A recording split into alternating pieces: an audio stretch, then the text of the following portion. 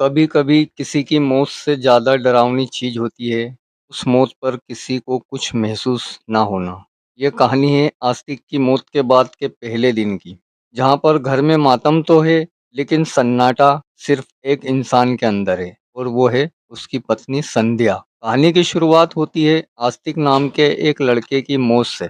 घर में मातम पसरा हुआ है, हर तरफ रोने की आवाजें गूंज रही हैं। आंगन में बैठे रिश्तेदार दुख जताने के साथ साथ खाने पीने की भी चर्चा कर रहे हैं, जैसे अक्सर भारतीय परिवारों में होता है।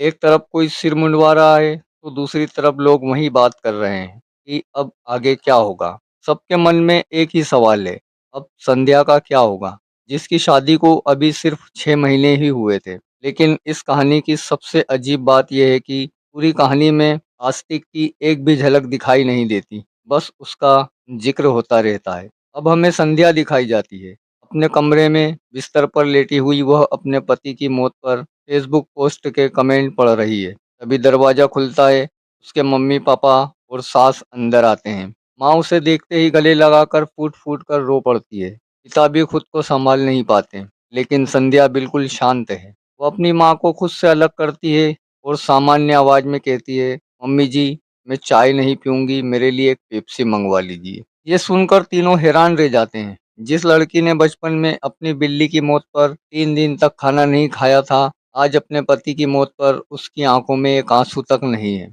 उधर घर में रीति रिवाज शुरू हो चुके हैं। आस्तिक के छोटे भाई आलोक का बिस्तर उसके कमरे से हटवा दिया जाता है। जब आलोक को ये पता चलता है तो वो गुस्से में पूछता है कि क्यों। तो घर के बड़े लोग कहते हैं, अब कुछ दिन तुझे जमीन पर सोना होगा और दिन में सिर्फ एक बार खाना मिलेगा, वरना तेरे भाई की आत्मा भटकेगी।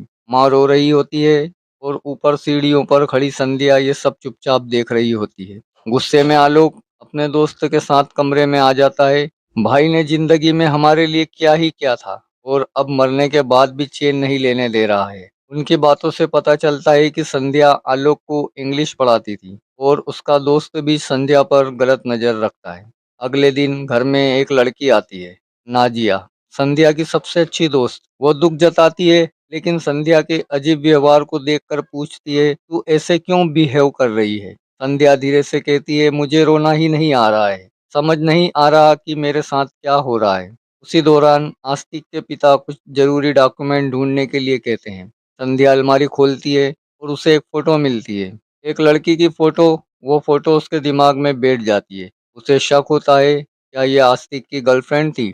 उसके अंदर पहली बार एक अजीब सी जलन और बेचैनी पैदा होती है। वो पूरी रात सो नहीं पाती, बस यही सोचती रहती है कि वो लड़की कौन थी। अगली सुबह वो चाय लेकर दादी के पास जाती है और फोटो दिखाकर पूछती है, दादी क्या आप इस लड़की को जानती हैं। दादी फोटो देखकर कहती है, हाँ, इसका नाम उषा है। अब संध्या के मन में सवाल और गहरा हो जाता है। अगले दिन संध्या अचानक नाजिया से कहती है, मुझे गोलगप्पे खाने जाना है। नाजिया चौंक जाती है और कहती है, घर में अभी अभी मौत हुई है और तू गोलगप्पे खाने जाना चाहती है, ये अच्छा नहीं लगता। संध्या चुप रहती है, लेकिन उसके चेहरे पर एक अजीब सी जिद और बेचैनी साफ दिखाई देती है। नाजिया संध्या को रोकते हुए कहती है, अगर घर वालों ने ये सब देख लिया तो क्या होगा, कभी सोचा है। संध्या बिना झिझक जवाब देती है, अगर मेरा पति दूसरी लड़कियों से बात कर सकता था तो क्या मैं गोलगप्पे भी नहीं खा सकती। उसकी आवाज में गुस्सा भी था और कहीं ना कहीं छुपा हुआ दर्द भी। इसके बाद दोनों एक प्लान बनाती हैं, पेट दर्द का बहाना बनाकर चुपचाप घर से निकल जाती हैं गोलगप्पे खाने। उधर दूसरी तरफ आस्तिक का छोटा भाई और उसके पिता गंगा में उसकी अस्थियां विसर्जित करने के लिए निकल जाते हैं। इसी दौरान घर पर आस्तिक के ऑफिस के कुछ लोग उसे श्रद्धांजलि देने आते हैं और उन्हीं में शामिल होती है वही लड़की जिसके फोटो संध्या को मिली थी। उसका नाम है आकांक्षा। घर में सब लोग बैठे होते हैं। संध्या मौका देखकर कहती है, मम्मी, मुझे आकांक्षा को आस्तिक की कुछ फाइल्स देनी है, और वो उसे अपने कमरे में ले जाती है। आकांक्षा बेहद खूबसूरत थी, साफ सुथरे कपड़े, सलीके से सजे हुए नाखून। जब संध्या उसके नेल्स देखती है तो खुद को अनकंफर्टेबल महसूस करती है और धीरे से अपने हाथ छुपा लेती है। लेकिन अब संध्या पूरी तरह इन्वेस्टिगेशन मोड में आ चुकी थी। वो बिना घुमाए सीधे फोटो दिखाकर पूछती है, ये फोटो यहाँ क्यों थी। अपनी फोटो देखकर आकांक्षा की आंखें भर आती है। वो धीरे से कहती है, हाँ, मैं पहले आस्तिक की गर्लफ्रेंड थी। कमरे में एक अजीब सा सन्नाटा छा जाता है। वो आगे बताती है, हम कॉलेज से एक दूसरे को जानते थे, फिर साथ में जॉब भी मिली, लेकिन घर वालों ने हमारा रिश्ता मंजूर नहीं किया, इसलिए शादी नहीं हो पाई। संध्या चुपचाप सुनती रहती है। आकांक्षा आगे कहती है, लेकिन शादी के बाद आस्तिक बदल गया था। उसने तुम्हें कभी धोखा नहीं दिया। हम बस ऑफिस में कलीग थे, इससे ज्यादा कुछ नहीं। इतना कहकर आकांक्षा चली जाती है। रात का सन्नाटा और आस्तिक के माता पिता की धीमी बातचीत। आस्तिक की माँ रोते हुए कहती है, भगवान पर भरोसा रखिए, सब ठीक हो जाएगा। असल में जिस घर में वह रह रहे थे उस पर लोन चल रहा था और अब तक उसकी किस्तें आस्तिक ही भर रहा था, लेकिन अब वो इस दुनिया में नहीं था। सबसे ज्यादा टूट चुकी थी उसकी माँ, क्योंकि इस दुनिया में अगर कोई प्यार सच में निस्वार्थ होता है तो वो सिर्फ एक माँ का होता है। कुछ दिन बाद आकांक्षा संध्या को एक कैफे में बुलाती है।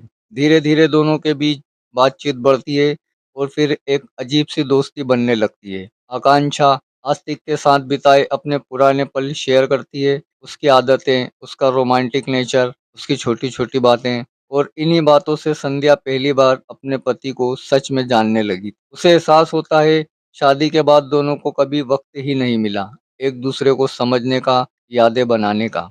शायद यही वजह थी कि आज वो रो भी नहीं पा रही थी, क्योंकि उसके पास याद करने के लिए कुछ था ही नहीं। एक दिन घर का दरवाजा खुलता है और अंदर आता है एक वकील। घर वाले उसे ऐसे देखते हैं जैसे कोई मुसीबत अंदर आ गई हो। वो बताता है कि आस्तिक ने अपनी लाइफ इंश्योरेंस करवाई थी और अगली बात सुनकर सबके पैरों तले जमीन खिसक जाती है।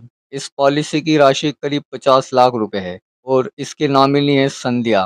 पूरा घर सन्न रह जाता है, सबके चेहरे उतर जाते हैं। किसी को यकीन नहीं होता कि आस्तिक ने अपने मम्मी पापा की जगह अपनी पत्नी का नाम लिखा है। जहाँ एक तरफ घर का माहौल दुख से भरा था, वहीं अब लालच और शक की चिंगारी भी जल चुकी थी। संध्या के मम्मी पापा के चेहरे पर हल्की खुशी झलकती है, लेकिन बाकी परिवार के लिए यह एक बहुत बड़ा झटका था। ताऊजी तंज कसते हुए बोलते हैं, इतना बड़ा खेल अपने घर में हो गया, पता ही नहीं चला। आस्तिक के पिता ताऊजी की बात काटते हुए कहते हैं, कोई क्राइम व्राइम नहीं हुआ है। संध्या उसकी पत्नी थी, उसी पर डिपेंड थी, तो उसका नाम पॉलिसी में लिखना गलत कैसे हो गया। ताऊजी तुरंत पलट कर कहते हैं, ठीक है, तो ये बता, तेरे नए मकान की किस्त कौन भरेगा अब? ये सुनकर आस्तिक के पिता की आंखों से आंसू निकल पड़ते हैं। वो टूटे हुए स्वर में कहते हैं, वही हमारा सहारा था, अब तो नहीं है तो कुछ भी नहीं बचा हमारा। इस खबर के बाद घर का माहौल धीरे धीरे बदलने लगता है। जो लोग कुछ दिन पहले तक संध्या को बोझ समझते थे, अब वही लोग उसे अपने पास रखना चाहते थे।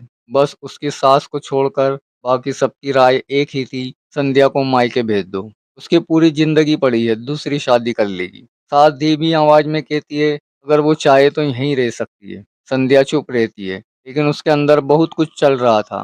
वो देख रही थी कैसे लोग कुछ ही मिनटों में अपना असली चेहरा दिखा देते हैं। घर के बाकी सभी लोग अपने अपने प्लान बनाने लगते हैं। कुछ लोग इंश्योरेंस कंपनी से बात करके नॉमिनी बदलने की कोशिश में लग जाते हैं, ताकि 50 लाख रुपए उनके नाम हो जाए। वहीं दूसरी तरफ संध्या की सास को समझाया जाता है कि अगर संध्या की शादी आस्तिक के कजिन आदित्य से करवा दी जाए तो पैसा घर में ही रहेगा। आदित्य खुद भी इस शादी के लिए तैयार था, क्योंकि उसका बिजनेस घाटे में था और उसे पैसों की जरूरत थी। उसके लिए शादी एक मौका थी। जब संध्या इस रिश्ते के लिए हाँ कह देती है तो उसकी माँ गुस्से में आग बबूला हो जाती है, लेकिन संध्या उसे मनाने के बजाय उल्टा डांट देती है। आहत होकर उसकी माँ घर छोड़कर चली जाती है। इसी बीच आलोक संध्या के पास आता है। उसकी आंखों में आंसू थे। वो कहते हैं, भैया की मौत को अभी कुछ दिन ही हुए हैं और घर वालों को देखो, सब अपने मतलब में लगे हैं। फिर वो धीरे से कहता है, भाभी, आदित्य आपसे सिर्फ पैसों के लिए शादी करना चाहता है। संध्या जवाब देती है, नहीं, वो मुझसे प्यार करता है। आलोक टूट जाता है। वो रोते हुए कहता है, भाभी प्लीज उससे शादी मत करो। आप जानती हो वो आपसे प्यार नहीं करता और आप ये भी जानती हो कि आपसे कौन प्यार करता है। इतना कहकर वो रोने लगता है। संध्या भी इमोशनल हो जाती है, लेकिन खुद को संभालते हुए कहती है, हम तुम्हारी भाभी हैं, ऐसा कुछ नहीं हो सकता। आलोक चुपचाप वहां से चला जाता है। 13वीं का दिन, घर में हवन चल रहा है। सब सफेद कपड़ों में है। संध्या सफेद साड़ी में बाहर आती है। तभी खबर मिलती है, आदित्य अपना सामान पैक करके घर छोड़कर चला गया है। सब हैरान हो जाते हैं, किसी को कुछ समझ नहीं आता आखिर हुआ क्या। थोड़ी देर बाद सच सामने आता है। संध्या ने आदित्य से कहा था कि वो आस्तिक के बच्चे की मां बनने वाली है। ये सुनते ही घर में हड़कंप मच जाता है, लेकिन इससे पहले कि कोई उससे सवाल कर पाता, संध्या घर से गायब हो चुकी होती है।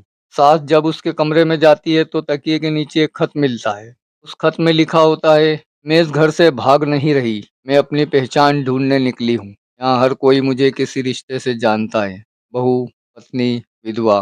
लेकिन मैं कौन हूँ, ये मैंने कभी नहीं सोचा। मुझे पता है पापा कितने टूट गए हैं, घर का खर्च और लोन की किस्त भरना कितना मुश्किल हो गया है। इसलिए 50 लाख का चेक मैं यहीं छोड़कर जा रही हूँ। उम्मीद है इससे आपकी सारी परेशानियां दूर हो जाएंगी। पहले आस्तिक आपका ख्याल रखते थे, अब मैं रखूंगी। ये खत पढ़ते पढ़ते उसके ससुर रो पड़ते हैं। उन्हें एहसास होता है जिस लड़की को उन्होंने कभी समझा ही नहीं, वही आज उनका सबसे बड़ा सहारा बन गई। आलोक को भी संध्या का एक मैसेज मिलता है, शर्मा जी की लड़की ने तुम्हें फेसबुक पर रिक्वेस्ट भेजी है, उसे एक्सेप्ट कर लेना और तुम भी अपनी जिंदगी की नई शुरुआत करना। और इस तरह संध्या अपनी जिंदगी का पहला बड़ा फैसला खुद लेती है, बिना किसी दबाव के, सिर्फ अपनी मर्जी से। वो निकल पड़ती है एक ऐसी राह पर जहाँ कोई गारंटी नहीं, लेकिन वही उसकी असली आज़ादी है। और सबसे बड़ी बात, वो अपने फैसले से खुश है। तो दोस्तों, ये खूबसूरत, इमोशनल और सोचने पर मजबूर कर देने वाली कहानी यहीं ख़त्म होती है। वीडियो पसंद आया हो तो वीडियो को लाइक और अपने दोस्तों में शेयर ज़रूर करें। चैनल पर नए आएँ तो चैनल को सब्सक्राइब भी करें।